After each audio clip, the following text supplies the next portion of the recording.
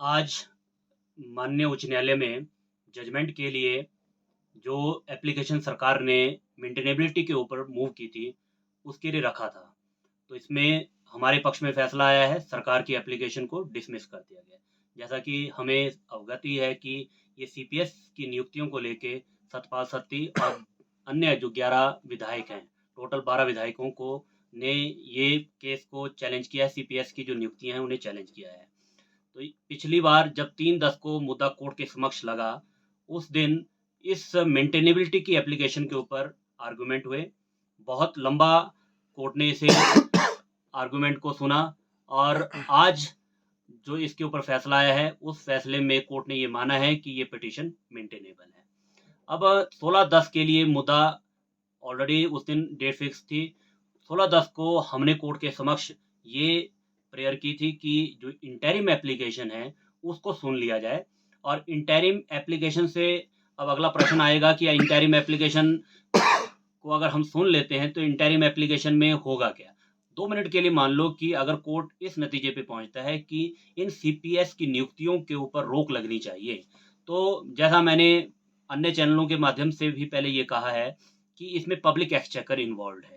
और जब ये सुप्रीम कोर्ट का लॉ है, तो सुप्रीम कोर्ट का जो कानून है वो लॉ ऑफ लैंड होता है, तो उससे परे कोई बड़ा कोर्ट नहीं है। तो जैसे कि असम में और मणिपुर की जो जजमेंट्स हैं, जिसमें माननीय सर्वोच्च न्यायालय ने ये माना है कि ये जो नियुक्तियां हैं सीपीएस की, ये अनकॉन्स्टिट्यूशनल है, इलीगल है।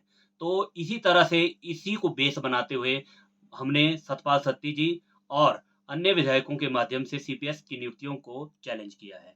इसमें हमारे जो सीनियर एडवोकेट्स हैं, मान अपने श्री सत्यपाल जैन जी, जो additional solicitor general of India भी हैं, वो इसको बहस कर रहे हैं। और उनके साथ जो यहाँ लोकल देख रहे हैं, वो भी सीनियर एडवोकेट हैं, श्रीमान अंकुश दास सूद जी। और हमारी जो भी ये सारी टीम है, हम उन्हें असिस्ट कर रहे हैं। तो हमने पहली हर्डल जो है वो आज क्रॉस कर ली है, जिसमें मेंटेनेबिलिटी का इशू था, क्योंकि सरकार इसको बहुत थंपिंग उससे प्रेस कर रही थी कि ये पिटीशन मेंटेनेबल ही नहीं है। क्यों मेंटेनेबल नहीं है? उनका मानना था कि ये विदाउट विदाउट अथॉरिटी है, इसकी कोई कॉम्पिटेंसी नहीं है। विदाउट अथॉरिटी का मतलब ये हुआ कि पिटिशनर इसमें जैसे कि 12 थे, 12 पिटिशनर थे, तो हमने सतपाल सत्ती जी के ही माध्यम से इसको फाइल किया था। तो उनका मानना था, उनका ये तर्क था कोर्ट में कि इसमें 12 के 12 जो अपने पिटिशनर्स हैं, उनके एफिडेविट्स अटैच होने चाहिए थे इनिशियली रिट के साथ।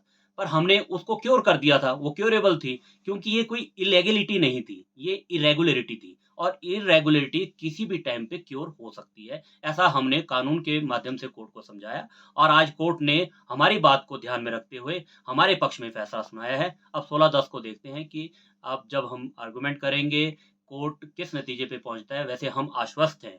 क्यों क्यों आश्वस्त हैं? क्योंकि हमारे पास हमारे हाथ मजबूत हैं सुप्रीम कोर्ट की रूलिंग को लेके। इसी तरह से हो सकता है कि 16/10 को जब फैसला आए, या 16/10 को जिस दिन बहस हो, उस दिन कोर्ट फैसला सुनाए, या हो सकता है कि कोर्ट अपना फैसला रिजर्व रखे। धन्यवाद।